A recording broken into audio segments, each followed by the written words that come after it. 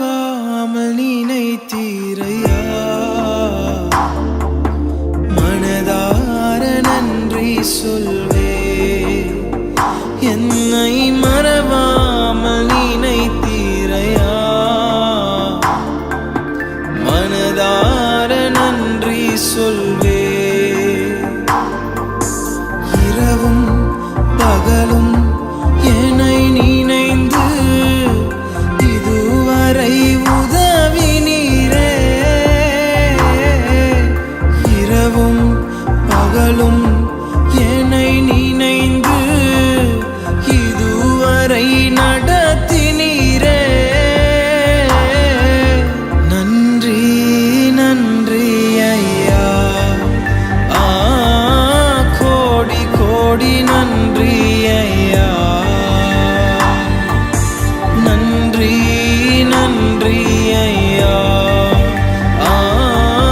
கோடி கோடி நன்றி ஐயா.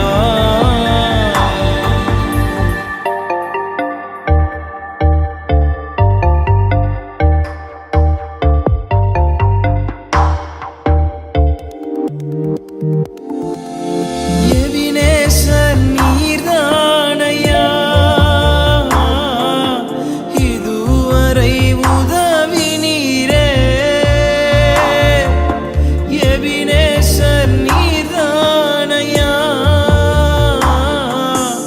இதுவரை உதவினீரே. எல்ரோய் எல்ரோய் என்னையும் கண்டீரே. எப்படி நான் நன்றி சொல்வேன். எல்ரோய் எல்ரோய் என்னையும் கண்டீரே. எப்படி நான் நன்றி சொல்வேன். நன்றி நன்றி ஐயா, கோடி கோடி நன்றி ஐயா. நன்றி நன்றி ஐயா, கோடி கோடி நன்றி ஐயா.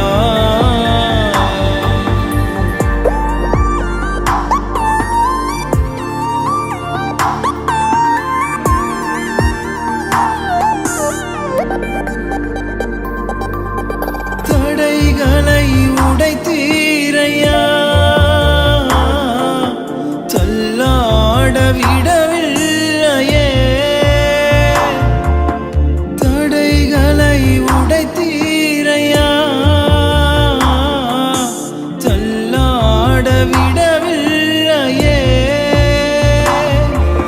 சோர்ந்து போன நேரமெல்லாம் தூக்கி என்னை சுமந்து வாக்கு தந்து தேற்றினீரே.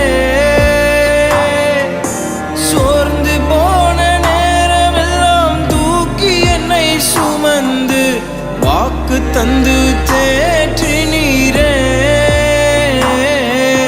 நன்றி நன்றி ஐயா, கோடி கோடி நன்றி ஐயா. நன்றி நன்றி ஐயா, கோடி கோடி நன்றி ஐயா. மறவாமல் நினைத்தீரையா, மனதார நன்றி சொல்வே. என்னை மறவாமல் நினைத்தீரையா.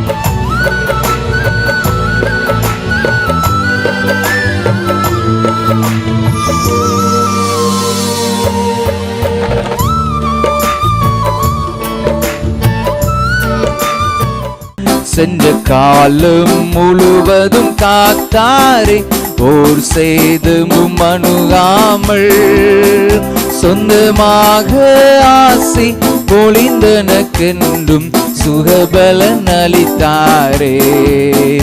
சொந்தமாக ஆசி பொழிந்தனக்கென்றும் சுகபலன் அளித்தாரே. அல்லேலூயா துதி அல்லேலூயா, எந்த நன்னெல்லாம் இயேசுவை பாடிடுவேன். அல்லேலூயா துதி அல்லேலூயா, எந்த நன்னெல்லாம் இயேசுவை பாடிடுவேன். இத்தனை கிருபைகள் நித்தமும் அருளிய கர்த்தனை கொண்டாடுவேன்.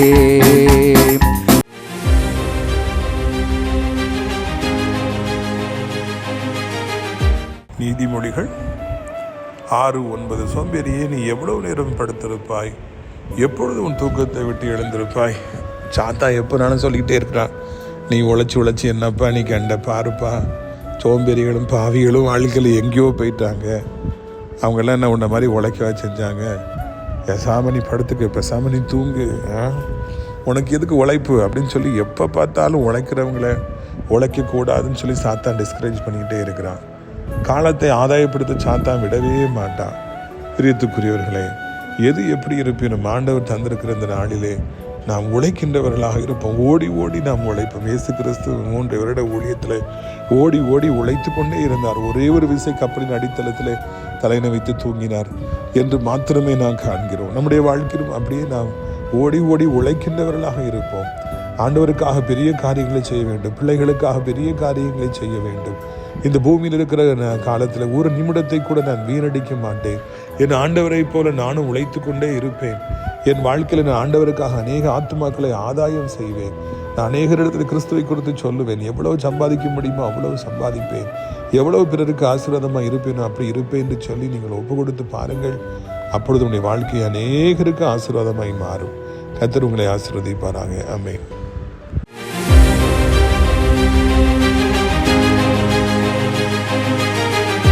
சிறியவனை புழுதிலிருந்தும் எளியவனை குப்பையிலிருந்தும் எடுத்து உயர்த்தி ராஜாக்களோடும் பிரபுக்களோடும் பதியிருக்க செய்கிற அருமை ஆண்டவர் இயேசு கிறிஸ்துவின் இனிதான நாமத்தினாலே இது சத்தத்தை கேட்கின்ற அனைத்து தேவனுடைய பிள்ளைகளுக்கும் என்னுடைய அன்பான வாழ்த்துக்கள். நீங்கள் கோடா கோடியாய் பெருகுவீர்களாக, உங்களுடைய பிள்ளைகள் கோடா கோடியாய் பெருகுவார்களாக என்று வாழ்த்துகிறேன். பிரியத்துக்குரியவர்களே, இந்த நாளிலே உங்களை சந்திப்பது மிகவும் சந்தோஷம். ஒவ்வொரு சனிக்கிழமையும் ஒவ்வொரு ஊருக்கு சென்று நாம் பிரயாணப்பட்டு அதிகமாக ஜெபித்து ஆயத்தமாகி மிகுந்த பாரத்தோடு வந்து மக்களுடைய விடுதலைக்காய் ஜெபித்து வருகிறோம். கூட்டங்களை நடத்தி இந்த சனிக்கிழமை நாகர்கோவிலில் விஜயதா மண்டபத்துக்கு மேற்கு பகுதியில் இருக்கிற ஒய்எம்சி ஹாலில் வைத்து காலை 10 மணி முதல் 1 மணி வரைக்கும் கூட்டம் நடைபெறும். அதில் பங்கு பெறுகிற மக்கள் கருத்தோடு வந்து ஜெபிக்கிற பொழுது, இணைந்து ஜெபிக்கிற பொழுது எத்தனை பேருக்கு ஆண்டவர் விடுதலை கொடுத்து வருகிறார். உங்களுக்கு ஒரு சந்தர்ப்பம், நீங்களும் கூட வாருங்கள், உங்களுக்காக அடியார் ஜெபிப்பேன். இயேசு உங்களுக்கு இலவசமாய் விடுதலை தருவார். கூட்டத்தின் இறுதியில் அனைவருக்கும் சிறப்பான விருந்தும் கூட உண்டு என்பதை உங்களுக்கு நான் ஞாபகப்படுத்துகிறேன். பிரியத்துக்குரியவர்களே, நமது ஊழியத்தின் சார்பாய் கட்டப்பட்டு நடத்தப்பட்டு வருகிற அடைக்கலான் குறிய முதியோர் இல்லம் மிக சிறப்பாக செயல்பட்டு வருகிறது. முக்கியமாக இப்பொழுது ஃபேவர் பிளாக் ரோடெலாம் போடப்பட்டு பார்ப்பதற்கும் அழகாக இருக்கிறது. பெரியவர்கள் நடந்து செல்வதற்கும் அது வசதியாக இருக்கிறது. நிறைய இடங்கள் இருக்கிறது, நீங்கள் வரலாம். மாதம் இப்போ தான் ஆரம்பிச்சிருக்குது. அது மாத்திரமல்ல, தினந்தோறும் ஜெபங்களும் தினந்தோறும் நல்ல சாப்பாடும் 3 வேளையும் உண்டு என்பதை உங்களுக்கு நான் சந்தோஷமாக அறிவிக்கிறேன். உங்களுக்கு தேவையில்லைட்டாலும் நீங்கள் யார்கிட்டையாவது இப்படி இருக்கிற தேடுறவங்ககிட்ட சொல்லலாம். பிரியத்துக்குரியவர்கள், நம்முடைய பிரயோஜனத்துக்காக 2 ராஜாக்கள் 5வது அதிகாரம் 14வது வசனம் முதல். அப்பொழுது நாகமான் இறங்கி தேவனுடைய மனுஷன் வார்த்தைகளின்படியே யோர்தானிலே 7 தினம் மூழ்கிய பொழுது அவன் மாம்சம் ஒரு சிறு பிள்ளையின் மாம்சத்தை போல மாறி அவன் சுத்தமானான். பல வருடங்களாய் நாகமானுக்கு சுகமே இல்லை. நாகமானுக்கு குஷ்டம். அதனால் அவர் ஒரு சிறுமைப்பட்ட மனிதனாக, தாழ்த்தப்பட்ட மனிதனாக, குற்ற உணர்ச்சி உடைய மனிதனாக அவர் வாழ்ந்து கொண்டிருந்தார். நான் எவ்வளோ பெரிய தளபதியாக இருந்தால் என்ன, ராஜா என்னை எவ்வளோ மரியாதையாக வைத்திருந்தால் என்ன, உலகமே என்னை கண்டு பயந்தால் என்ன, நானோ இப்படிப்பட்ட ஒரு குஷ்டரோகியாக இருக்கிறேனே என்று அவர் வருத்தத்தோடு கூட வாழ்ந்து கொண்டே இருந்தார். ஒரு குற்ற உணர்வு அவரை மாட்டிக்கொண்டே இருந்தது. அதிலிருந்து தன்னை விடுவித்துக் கொள்வதற்காக அவர் எத்தனையோ இடங்களுக்கு சென்றாலும் கூட அங்கே அவர் அதிலிருந்து விடுதலை பெற முடியாதவனாகவே அவர் வாழ்ந்து வந்தார். எந்த டாக்டராலும் அவருக்கு சுகம் கொடுக்க முடியல. அவர் ஒரு சாதாரண மனிதன்தான் என்பதை ஆண்டவர் அவருக்கு காண்பிக்கும்படியாக அந்த நாட்களிலே அந்த வாசல்களெல்லாம் அடைத்து வைத்திருந்தார். நான் நல்ல அவருக்கு என்னுடைய ஆரம்ப காலத்தில் என்னுடைய ஊழியத்தின் மூலமாக ரசிக்கப்பட்ட ஒரு அன்பு தம்பியின் மூலமாக சென்னையில் இருக்கிற மிகப்பெரிய இங்கிலீஷ் சர்ச்சுக்கு யூத்துக்காக பேசுவதற்காக அழைக்கப்பட்டிருந்தேன். ஒரு 20 பிள்ளைங்க, 10 பசங்க, 10 போட்ட ப்ளஸ்ஸுங்க இருந்திருப்பாங்கன்னு நினைக்கிறேன். ரொம்ப காலத்துக்கு முன்னால். அப்போ நான் போய் பிரசங்கம் பண்ணேன். இதே நாகமானுடைய வாழ்க்கையை வைத்து பிரசங்கம் பண்ணினேன். அவன் உலகத்துக்கே பெரிய தளபதியாக இருந்து ஹீரோவாக இருந்தாலும் அவனுடைய அந்தரங்கத்தில் ஒரு மறைவாக ஒரு வியாதி அவனை மாட்டிக்கொண்டே இருந்தது, குஷ்டம் மாட்டிக்கொண்டே இருந்தது. நீயும் கூட மிகப்பெரிய படிப்பாளியாக இருக்கலாம், நீயும் கூட மிகப்பெரிய அறிஞனாக இருக்கலாம், உலகமே உன்னை கண்டு ஆச்சரியப்படலாம். அவன் அந்தரங்கத்தில் பாவம் இருக்கலாம். 4 சுவருக்கு மத்தியில் நீ பாவமுள்ள வாழ்க்கையை வாழ்ந்து கொண்டிருக்கலாம். சில பாவங்களை விட முடியாதவனாக நீ இருக்கலாம். எவ்வளவோ முயற்சி எடுத்தோம், இந்த பாவத்திலிருந்து வெளியே வர முடியலையே, இதை விடவே முடியலேன்னு நினச்சிட்டு இருப்பேன்னா நீயும் நாகமானை போல ஒரு சுகமாக முடியாத ஒரு மனிதன் தான் என்று சொல்லி நான் பேசியது எனக்கு ஞாபகத்துக்கு வருகிறது. லாங்கோகோ, ரொம்ப வருஷத்துக்கு முன்னால். எனக்கு நிறைய பேர் இது போல் வெளியே வர முடியாமலே இருக்கிறாங்க. குடி பழக்கத்திலேருந்து வெளியே வர முடியறதில்லை. எவ்வளவோ விட்டுன்னு நினச்சாலும் முடியறதில்லை. சில கெட்ட வார்த்தைகளை பேசுறது, கோவப்படுறது, அதுலேருந்து வெளியே வர நினைக்கிறாங்க, வர முடியறதில்லை. பிறரை கெடுத்து பேசுறது, கேவலமாக பேசுகிற பழக்கங்கள் வெளியே வர நினைக்கிறாங்க, முடியறதில்லை. ஒரு சில வியாதிகள்லேருந்து வெளியே வரவே முடியறதில்லை. நைட் ஆனாலே பயங்கரமாக இருக்குது, மாத்திரை சாப்பிட்டாலும் தூக்கம் வர மாட்டேங்குது, வயிற்று வலிக்குது, வந்தபோது பயங்கரமாக இருக்குது, அலக்களிக்குது. சிலர் சில பிரச்சனைகள்லேருந்து வெளியே வர முடியாமலே இருக்கிறாங்க. நாகமானும் அப்படியே பல வருடமாக அந்த வியாதியிலிருந்து வெளியே வர முடியாதவராகவே இருந்தார். ஒருத்தருக்கு தொடர்ந்து வியாதி வருகிற பொழுது, தொடர்ந்து ஒரு பிரச்சனையிலிருந்து வெளியே வர முடியாமலே இருக்கும் பொழுது எப்படி இருக்கும் என்றால், இந்த நாகமானுடைய சரித்திரம் தான் நமக்கு அதை சொல்லி காண்பிக்கிறது. எவ்வளோ போராடியும் வெளியே வர முடியலையா? இன்றைக்கு இந்த நாகமான் செய்து பாருங்கள். கர்த்தருடைய வார்த்தைக்கு கீழ்ப்படுகிறார். அது வரைக்கும் அவரை குறித்து அவருக்கு ஒரு உயர்வான எண்ணம், நான் நாகமான், நான் சீரிய நாட்டின் படைத்தளபதி, நான் ஒரு பெரிய ஹீரோ, நான் ஒரு பெரிய ஆள், எனக்கு கையசைவு கண்ணசைவுக்கு எவ்வளோ பேர் வராங்க என்றெல்லாம் அவர் புதற்றி கொண்டிருந்தார். ஆனால் இப்பொழுது அவர் இறங்கி வந்தார். அவர் தன்னை தாழ்த்துறார். தேவனுடைய ஊழியக்காரனாக எலிசா சொன்னது போலவே தன் வஸ்திரத்தை அவர் கலத்துகிறார். நான் சீரிய நாட்டின் படைத்தளபதி என்கிறதுலேருந்து அவர் கீழே இறங்கி வரார். இறங்கி வந்து சிறு குழந்தையை போல மாறி அந்த யோர்தான் நதியில் 7 தரம் 1 2 3 4 5 6 7 என்று அவர் குழந்தையை போல, எலிசா எழுதுன்னு சொன்னார். ஏன்னா 7 தினம் முங்கிட்டேனப்பா, இது 7வது தானப்பா கேட்டிருப்பார். ஆமாம் ஒருக்கா முங்கிருங்கன்னு சொல்லியிருப்பாங்க. அவர் முங்கி எழும்பும் பொழுது ஒரு பெரிய அதிசயம் நடக்கிறது. ஒரு பெரிய அற்புதம் நடக்கிறது. அவர் நினைத்து பார்க்க முடியாத ஒரு பெரிய மாறுதல் வந்துவிட்டது. அவர் இத்தனை வருடமாக எதற்காய் காத்திருந்து துடித்து கொண்டிருந்தாரோ அதை ஆண்டவர் கொடுத்து விட்டார். ஒரு நொடி பொழுதில் அவருக்கு சுகம் கிடைத்து விட்டது. அவரை இத்தனை வருடமாய் சிறுமைப்படுத்தி கொண்டிருந்த அந்த வியாதி, அந்த ரோகம் அவரை விட்டு முழுமையாய் முற்றிலுமாய் நீங்கிவிட்டது. சுகம் பெற்றதை அவர் பார்க்கின்றார். எனக்கு அது வாசித்த பொழுது மிகவும் ஆச்சரியமாக இருந்தது. எவ்வளவோ டாக்டர்ஸால் தீர்க்க முடியல, எங்கெல்லாமோ போய் தீர்க்க முடியல. ஆண்டு வார்த்தை கீழ்ப்படிஞ்சு அந்த தண்ணீரில் மூழ்கி இருந்துச்சு. உடனே ஒரு சனப்பொழுதில் அந்த வியாதி நீங்கி விட்டது என்றால் அதுக்கு பின்பு என்ன ரகசியம் இருக்கிறது என்பதை நான் சிந்தித்து பார்க்க வேண்டும். என்ன ரகசியம்? மருத்துவரால் தீர்க்க முடியாத ஆண்டவர் தீர்க்கிறார். இது பைபிளில் பல இடங்களில் நம்ம பார்க்குறோம். இன்றைக்கி உங்களுடைய வியாதியை எந்த டாக்டராலும் தீர்க்க முடியாமல் இருக்கலாம், உங்கள் பலகீனத்தை யாராலும் தீர்க்க முடியாமல் இருக்கலாம், உங்கள் வியாதிக்கு எந்த மருந்து இந்த உலகத்தில் இல்லைன்னு சொல்லி எல்லாரும் கைவிட்டிருக்கலாம். இயேசு கிறிஸ்து ஒரு நிமிஷத்தில் அதை சுகப்படுத்த வல்லவர் என்பதை உணருங்கள். இரண்டாவது, என்ன ரகசியம்? எதனால இவருக்கு இவ்வளவு பெரிய சுகம் கிடைத்தது? இன்றைக்கு இது போல ஒரு சுகம் கிடைக்காதா? வாழ்வு மாறாதா? தேவன் எனக்கு உதவி செய்ய மாட்டாரா என்று எத்தனையோ லட்சம் பேர், கோடி பேர் காத்திருக்காங்க. என் பிள்ளைக்கு சுகமாயிராதா, என் கணவருக்கு சுகமாயிராதா, என் தாய்க்கு சுகமாயிராதா, என் டேடிக்கு சுகமாயிராதா? இப்படிப்பட்ட ஒரு விடுதலைக்கு தான், இப்படிப்பட்ட ஒரு அதிசயத்த சுகத்திற்கு தான் இன்றைக்கு எவ்வளோ பேர் காத்திருக்கிறாங்க. என்ன செய்யணும்? ஆண்டவர் சொல்ற கட்டளைகளுக்கு அப்படியே கீழ்ப்படியணும். ஆண்டவர் கீழ்ப்படுகிற பிள்ளைகளை மிகவும் நேசிக்கிறார். ஒரு பேராசிரியராக இருக்கிறேன்னா காலேஜில் நாம் சொல்கிறதுக்கு யாரெல்லாம் கீழ்ப்படுகிறாங்களோ அவங்கள நான் நேசிக்கிறேன். நான் மாத்திரம் இல்லை, எந்த டீச்சராக இருக்கட்டும், எந்த ஒரு பேராசிரியராக இருக்கட்டும், போலீஸ்காரங்களாக இருக்கட்டும், கண்ட்ரோல் பண்ணும்போது அவங்க கட்டளை கொடுத்தாங்கன்னா, முதலாளியாக கடையை வச்சுருக்கிற முதலாளியாக இருக்கட்டும், யார் கீழ்ப்படுகிறாங்களோ அப்படி செய்கிறாங்களோ அவங்கள எல்லாருக்கும் பிடிக்கும். அப்போ தட்டி கொடுப்பாங்க, இல்லைன்னா கூட கொஞ்சம் காசு கொடுப்பாங்க, கீழ்ப்படிஞ்சால் பரவாயில்லையேன்னு சொல்லி உயர்த்தி பேசுவாங்க. மனுஷராகிய நம்மளால் அவ்வளோதான் செய்ய முடியும். பரவாயில்ல, அந்த பையன் சொல்லப்படிலாம் கேட்குறான்ப்பா, 4 பேர்கிட்ட சொல்லலாம், தட்டி கொடுக்கலாம், கொஞ்சம் காசு கொடுக்கலாம், அவ்வளோதான் நம்மளால் செய்ய முடியும். ஆண்டவர் அப்படி அல்ல. அவர் வெறுமனை தட்டி கொடுக்குறவர் மாத்திரமே அல்ல, வெறுமனை பல என்று சொல்லுகிறவர் அல்ல. அவரால் மிகப்பெரிய நன்மைகளை செய்ய முடியும் என்கிறபடினாலே அவர் உங்களுக்கு அப்படியே நன்மைகளை அருள் செய்து விடுகிறார், அப்படியே சுகத்தை கொடுத்து வருகிறார். இந்த உலகத்தில் எந்த மனுஷனுக்கும் இல்லாத ஒரு அற்புத சுகத்தை, ஒரு அற்புதத்தை உங்களுக்கு ஆண்டவர் செய்வார். எப்பொழுது தெரியுமா? நீங்கள் அவருடைய வார்த்தைக்கெல்லாம் அப்படியே கீழ்ப்படியும்படியா. அன்றைக்கி எலிசா நீ இப்படி செய்ப்பான்னு ஒரே ஒரு கட்டளை கொடுத்தார், அதை ஒழுங்காக செஞ்சார், விடுதலை கிடைச்சது. இன்றைக்கி நமக்கு அப்படி ஒரு கற்பனையை ஆண்டவர் கொடுக்கல. பைபிளை வாசிக்கும் போது உன் கண்ணிமைகள் நேராக நோக்க கடவுது, வலது இடது சாயக்கூடாதுன்னு சொல்லி ஆண்டவர் சொல்கிறார். ஆண்டவர் நமக்கு நிறைய கட்டளைகளை கொடுக்குறாரு. நன்மை செய்ய உனக்கு திராணி இருக்கும்போது நன்மை செய்யாமல் இராதே என்று சொல்கிறார். உன்ட்ட உதவி கேட்குறவங்களுக்கு நீ செய்யின்னு சொல்லி ஆண்டவர் சொல்கிறார். அப்போ நம்மள்கிட்ட யாரோ உதவி கேட்க வராங்க அப்படிங்கும்போது நம்ம அப்படி யோசித்து பார்க்குறோம். ஆண்டவர் சொல்லியிருக்காரு இல்லையா, அப்போ நம்ம உதவி செய்யும். நமக்கு அது கையை கடிக்கலாம், நம்மகிட்டே சரியான பணம் இல்லாமல் இருக்கலாம். ஆனால் ஆண்டவர் சொல்லியிருக்காருன்னு சொல்லி நம்ம கீழ்ப்படிஞ்சு கொடுத்துரும். தினந்தோறும் காலையில் சைக்கிளை ஓட்டி செல்வது நான் வழக்கம். அது நண்பர்களுடைய ஆலோசனையினாலும் இன்னும் ஆண்டவருடைய நடத்துதினாலும் சரி, நம்மளும் உடம்பை கவனிப்போம். காலையில் ஒரு மணி நேரம் அப்படியே சைக்கிள் நேராக போயிட்டு ஒரு 5 கிலோமீட்டர் ஓட்டிகிட்டு வருவேன். அப்போ நான் நேற்று காலையில் போகும்போது நம்ம வாழையடி அந்த கண்ணப்பாச்சல பையாவை நான் பார்த்தேன். ரிட்டையர்டாக இருக்காங்க, யூனிவர்சிட்டியில் வேலை பார்த்து. அவங்க நம்ம ஊழியத்தை ரொம்ப நேசிக்கிறவங்க, என்னை ரொம்ப நேசிக்கிறவங்க. பார்த்தோன்னா ஐயா தோத்துறோம்.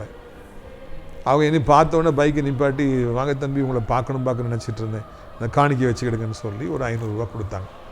எப்போ பார்த்தாலும் அந்த மாதத்துக்கு ஒருக்கா அவங்க அந்த 500 ரூபா எனக்கு காணிக்கை கொடுப்பாங்க. நான் ரொம்ப நன்றி ஐயா, கர்த்தர் உங்களை ஆசீர்வதிப்பான்னு சந்தோஷமாக அதை வாங்கி நான் வச்சுக்கிட்டு நான் அப்படி சொல்ல சைக்கிளில் போயிட்டே இருக்கிறேன்.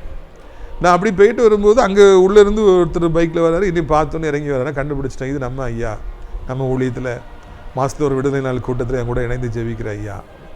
அண்ணே வாங்க, என்ன விஷயம் அப்படி சொல்லி கேட்டேன்.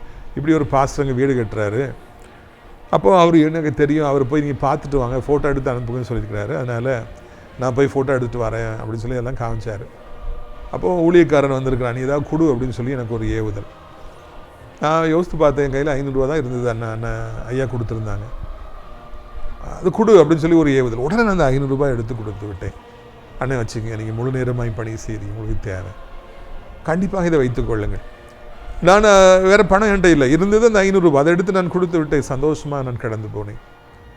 ஒருவேளை 500 ரூபாய் வைத்திருந்தால் ஏதாவது நான் வாங்கியிருக்கலாம், ஏதாவது செஞ்சுருக்கலாம், ஏதாவது பிரயோஜனம், அதனால செலவுக்கு ஏதாவது பிரயோஜனமாக இருந்திருக்கும்.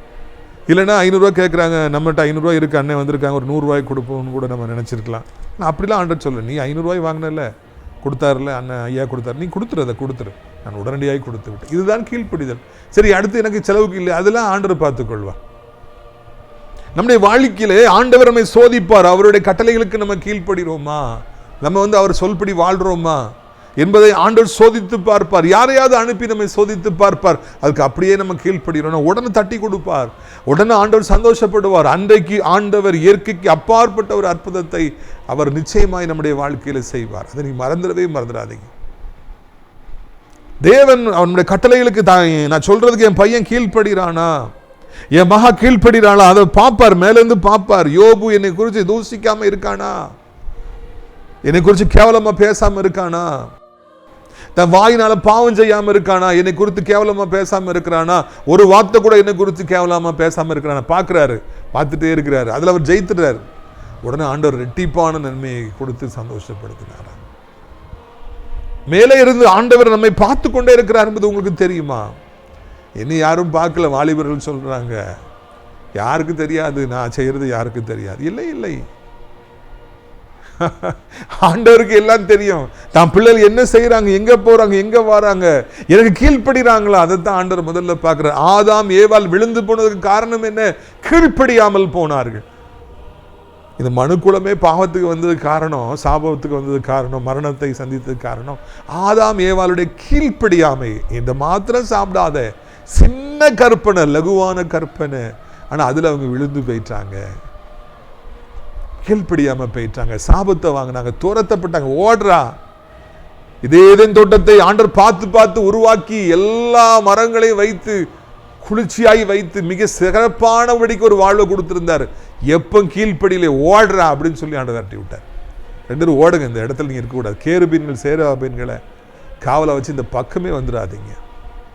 தேவன் அந்த கீழ்ப்படியவில்லைங்கிற ஒரே ஒரு பாவத்திற்காக அவரை துரத்தி விடுவார் என்றால், நாமும் கூட அவருக்கு கீழ்ப்படியாமல் போகும் பொழுது நம்மையும் அநேக இடங்களிலிருந்து துரத்துகிறார், வேலைகளிலிருந்து துரத்துகிறார், ஆசீர்வாதங்களிலிருந்து துரத்துகிறார். உனக்காக நான் தருவேன், ஓடுறா, உனக்கு கிடையாது, ஓடுறான்னு சொல்லி விரட்டி விட்டுறாரு.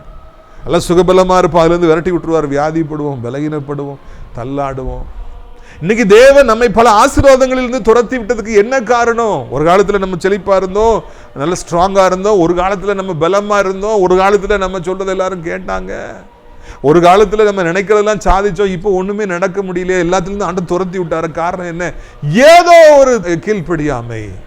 நமக்கு அது கீழ்ப்படியாமனே தெரியாது, அதுதான் வேதனையான ஒரு விஷயம். அதே நேரங்களில் நம்ம அதை கீழ்ப்படியாமல் நினைக்க மாட்டோம். ஆண்டர் கடுங்கோவத்தில் இருப்பாரு, எதுக்கு ஆண்டர் யாமல கோபமா இருக்காருன்னே நமக்கு தெரியாது. நாம ஏதோ ஒரு சின்ன காரியங்களை தவறு சிந்தித்து பாருங்கள்.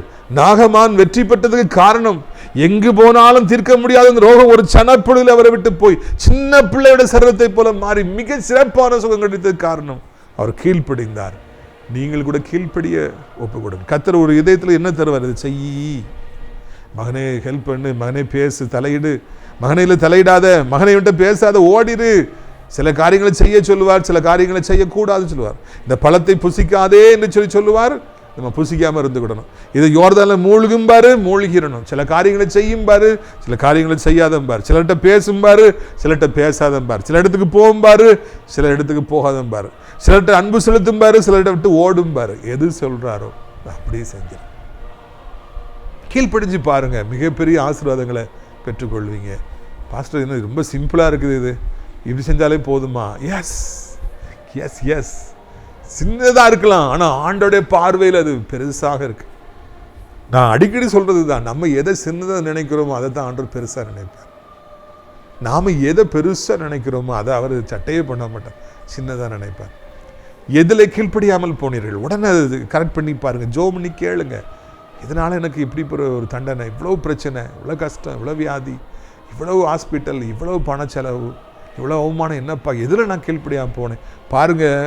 கடைசியில் ஒரு சின்னதை சொல்லுவார், நீ இதில் கீழ்ப்படியாம போயிட்டல்ல, நான் சொன்னல நீ செய்யல அப்படின்பாரு. அதனால அதை சரிப்படுத்தி பாருங்க, நிச்சயமாக ஆண்டவர் செய்வார். உங்களுடைய ஆசீர்வாதங்களுக்காக நான் ஜெபிக்கும்படியாக விரும்புகிறேன். கண்களை மூடுவீர்களா? நாம் ஜெபிக்கலாமா? நாம் ஜெபிக்கலாம். அப்பா பிதாவே, வானத்துக்கு பூமிக்கும் ஆண்டவரே, இந்த அருமையான நாளுக்காக நன்றி. இறைவா, ஒரு அற்பமான காரியம், இதை நீ போய் யோர்தானில் 7 தடவை முங்கு. அவர் கீழ்ப்படிந்தபடியினாலே அவ்வளவு பெரிதான ஒரு சுகத்தை அவர் பெற்றுக்கொண்டார். அவருடைய மாம்சம் ஒரு சிறு பிள்ளையின் மாம்சத்தை போல மாறிற்று. குஷ்டம் ஓடிற்று, நாத்தம் ஓடிற்று, அசிங்க அருவருப்பு எல்லாம் போயிற்று. அவர் குதித்தார், சந்தோஷப்பட்டார்.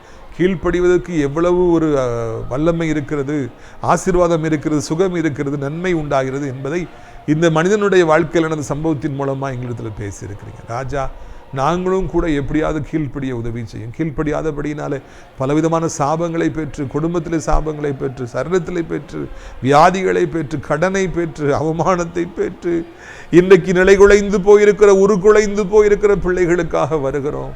எந்த இடத்தில் விழுந்தார்களோ அந்த இடத்துல எழும்பட்டும். எதில் கீழ்ப்படியாமல் போனார்களோ அதை உணர்ந்து இந்த நாளிலிருந்து உமக்கு எல்லாவற்றிலும் கீழ்ப்படிய கர்த்தர் உதவி செய்யுங்க. இறைவா, இறைவா, நாங்கள் தவறு செய்திருப்போம் என்றால் மன்னிங்கப்பா. எதையாவது கீழ்ப்படியாமல் போய் உங்களுடைய கோபத்தை சம்பாதித்திருப்போம் என்றால் எங்களை மன்னித்து உங்கள் கோபத்தை எங்களை விட்டு விலக்கிருங்க. எங்களை எதிரியா பார்க்காதீங்க, எங்களை அடிக்காதீங்க, எங்களால் தாங்க முடியாது. நாங்கள் யாரிடத்தில் போவோம், இடத்திலே வருகிறோம். எங்கள் தகப்பனே, நீங்கள் ஆதாமை ஏவாளை துரத்தி விட்டாலும் அவர்களுக்கு நீர் ஆண்டவரை தோளினாலே வஸ்திரத்தை உடுத்தி அவர்களுக்கு ஆண்டவரை தோத்திரம் வாழும்படியாக, மானத்தை மறைக்கும்படியாக ஒரு வழியை கொடுத்தீங்களே அப்பா. நீர் அடித்தாலும் காயம் கட்டுகிற தேவன் அல்லவா. நாங்கள் கீழ்ப்படியாமல் போனதுனால எந்த சாபத்தை பெற்றிருந்தாலும் அதை நீக்கி எங்களை வாழ வைப்பீராங்க. இந்த சனப்பொழுதில் எந்த வியாதி யாரை பிடித்திருந்தாலும் அவர்களை விட்டு நீங்கட்டும். அவர்களுக்கு புது வாழ்வு தார். அவர்களை பலப்படுத்தும், ஸ்திரப்படுத்தும், தூக்கி நிறுத்தும். இயேசுவின் நாமத்தில் இருள் நீங்கட்டும். குடும்பங்களுக்குள்ள இருக்கிற இருள், கடைகளுக்குள்ள இருக்கிற இருள், பிள்ளைகளுடைய வாழ்க்கையில் இருக்கிற இருள், சாத்தானுடைய கிரியைகள் இன்றைக்கு எத்தனையோ பேர்ட்ட காணப்படுது. செய்வனைகள் காணப்படுகிறது, ஏவலில் காணப்படுகிறது, எல்லாம் இயேசுவின் நாமத்தில் உடைந்து போகட்டும் என்று சொல்லி ஜெபிக்கிறேன். ஷபாரா பாகா பாரா, உடைந்து போவதாக. ஆண்டவரை சாத்தான் ஓடி போவானாக. குடும்பங்களில் சந்தோஷம் வருவதாக, மனதிற்குள்ள சந்தோஷம் வருவதாக, தொழிலில் படிப்பில் வெற்றி வருவதாக. ஆண்டவரை பிள்ளைகளை போகிற இடங்கள்லாம் உயர்த்துவீராக. முக்கியமாய் உம்முடைய பிள்ளைகளை நீர் உயர்த்துவீராக, சுகப்படுத்துவீர். ஆஸ்பத்திரியில் படுத்து கிடக்கிற பிள்ளைகள் எழும்பி வீட்டுக்கு வருவார்களாக, வேலைக்கு செல்வார்களாக. உம்முடைய கரங்களிலிருந்து எல்லா விதமான நன்மைகளையும் பெற்றுக்கொள்வார்களாக என்று வாழ்த்துகிறேன் ஐயா. ஏசப்பா சோத்திரம். உம்மாலே முடியாத காரியம் எதுவுமே கிடையாது. சுகப்படுத்த முடியாத வியாதி என்று எதுவுமே கிடையாதப்பா. என் தகப்பனே, சாபங்கள் உடையட்டும், சத்ருவின் கிரிகள் அப்படியே செயலிழந்து போகட்டும். பிள்ளைகளுக்கு அப்படியே ஒரு அற்புதம் நடக்கட்டும், ஒரு அதிசயம் நடக்கட்டும். இயேசுவின் ரத்தம் செய்யும், இயேசுவின் ரத்தம் செய்யும், இயேசுவின் ரத்தம் செய்யும். இயேசுவின் ரத்தத்தினால் ஒரு அற்புதம் நடக்கட்டும் அப்பா. வாலிபர்கள் பாவத்தில் சிக்கியிருக்கிறவர்கள், போதையில் சிக்கியிருக்கிறவர்கள், பாவங்கள் இருப்பவர்களை விடுவித்து வெளியே கொண்டு வாரும். நீண்ட காலமாய் காத்திருப்பில் அற்புதத்தை செய்யும். வயதானவர்களை விழுந்து விடாதபடி அவர் 2 கைகளை தாங்கிக் கொள்ளும். ஆண்டவரை தோத்திரமே, சொந்தமாய் வீடு இல்லையே, திருமணமாகவில்லை, குழந்தை இல்லை, எல்லாருக்கும் ஒரு அற்புதத்தை செய்யுங்க. சிறைச்சாலையில் இருப்பவர்கள் ஆண்டவரை மனம் திரும்பி சீக்கிரமாக வீட்டுக்கு வர உதவி செய்வீராக. ஆண்டவரே, நம்முடைய பிள்ளைகளுடைய மன விருப்பை நிறைவேற்றி தருவீராக. ஆண்டவரே, உலகம் முழுக்கிற அத்தனை மக்களையும், இந்திய தாய் திருநாட்டின் அனைத்து மக்களையும் ஆசீர்வதி. வெனிசுலாவில் தகப்பனை பூகம்பங்களை சிக்கியிருக்கிற பிள்ளைகளை விடுவித்து கொண்டு வாரும். எங்களால் தாங்க முடியாதப்பா அப்படிப்பட்ட சம்பவங்கள் நாட்டில் நடந்து விடாதபடி காத்துக்கொள்ளும். ஆண்டவரை, ஈரான் US வார முடிவுக்கு வர வளைகுடாவில் அமைதி திரும்ப உதவி செய்யும். ஆண்டவர் நாமத்தில் நாசரேத் திராட்சைப்பழத்தோட்ட ஊழியில் நேசிக்கிற, நாள்தோறும் நிகழ்ச்சிகளை பார்க்கிற, அறிமுகப்படுத்துகிற நல்ல உள்ளங்களை ஆசீர்வதியும். தகப்பனே, அடைக்கலான்குரிய முதியோரத்தில் சேர அநேக இடங்கள் உண்டே, அநேகர் அழைத்து கொண்டு வர கர்த்தர் மகிமைப்படும். இயேசுவின் மூலம் ஜெபிக்கிறோம் நல்ல பிதாவே. என் ஆத்துமாவை கர்த்தரை சோத்திரி, என் முழு உள்ளமே அவருடைய பரிசுத்த நாமத்தை சோத்திரி. என் ஆத்துமாவை கர்த்தரை சோத்திரி, அவர் செய்த சகல உபகாரங்களையும் நீ ஒருபொழுதும் மறவாதே. ஆமேன். கர்த்தராகிய இயேசு கிறிஸ்துவின் கிருபையும் பிதாவாகிய தேவனுடைய அன்பும் பரிசுத்த அந்யோன்யைக்கமில்லாத பிரசன்னம் உங்கள் அனைவரோடு எந்தெந்தைக்கும் சதா காலங்களிலும் நிலைத்திருப்பதாக. அல்லேலூயா, அல்லேலூயா. God bless you. Amen.